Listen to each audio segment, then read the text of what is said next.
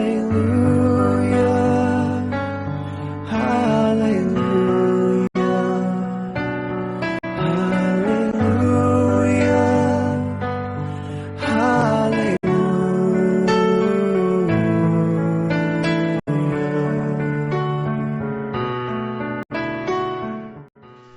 reading from the book of Genesis, chapter 30.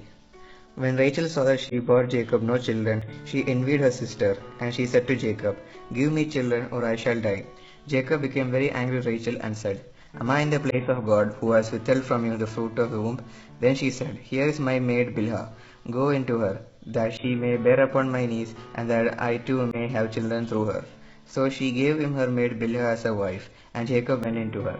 And Bilhah conceived and bore Jacob a son. Then Rachel said, "God has judged me, and has also heard my voice, and given me a son." Therefore she named him Dan. Rachel's maid Bilhah conceived again, and bore Jacob a second son. Then Rachel said, "With mighty wrestlings I have wrestled with my sister, and have prevailed." So she named him Naphtali. Then Leah saw that she had ceased bearing children. She took her maid Zilpah, and gave her to Jacob as a wife.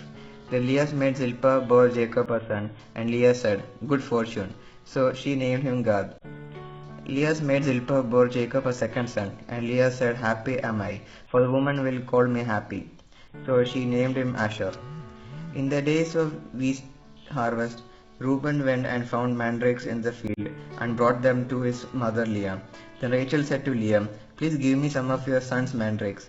But she said to her, "Is it a small matter that you have taken away my husband? Would you also take away my son's mandrakes also?" Rachel said, "Then he may lie with you tonight for your son's mandrakes." When Jacob came from the field in the evening, Leah went out to meet him and said, "You must come in to me, for I have hired you with my son's mandrakes." So he laid with her that night, and God heeded Leah, and she conceived and bore Jacob a fifth son. Leah said, "God has given me my hire, because I gave my maid to my husband." So she named him Issachar.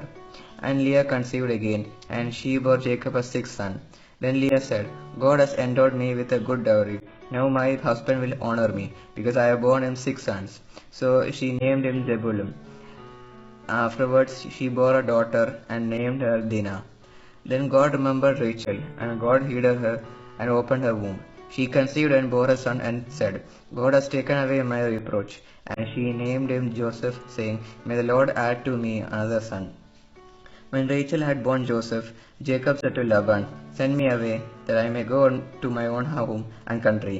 Give me my wives and my children, for whom I have served you, and let me go, for you know very well the service I have given you." But Laban said to him, "If you will allow me to say so, I have learned by divination that the Lord has blessed me because of you. Name your wages, and I will give it." Jacob said to him, "You yourselves know how I have served you, and how your cattle have fared with me. For you had little before I came, and it has increased abundantly, and the Lord has blessed you wherever I turned. But now, when I shall provide for my own household also," he said, "what shall I give you?" Jacob said, "You shall not give me anything. If you will do this for me, I will again feed your flock and keep it. Let me pass through all your flock today, removing from it every speckled and spotted sheep, and every black lamb, and spotted and speckled among the goats, and such shall be my wages. So my honesty will answer for me later, when you come to look into my wages with you. Every one that is not speckled and spotted among the goats, and black among the lambs, if found with me, shall be counted stolen." Laban said, "Good, let it be as you have said." But that day Laban removed the male goats that were striped and spotted, and all the female goats that were speckled and spotted, every one that had white on it, and every lamb that was black, and put them in charge of his sons. And he set a distance of 3 days' journey between himself and Jacob, while Jacob was pasturing the rest of Laban's flock. When Jacob took fresh rods of poplar and almond and plane, and peeled white streaks in them, exposing the white of the rods, he set the rods that he had peeled in front of the flocks in the troughs, that is, the watering places, where the flocks came to drink. And since they bred when they came to drink, the flocks bred in front of the rods, and so the flocks produced young that were striped, speckled, and spotted.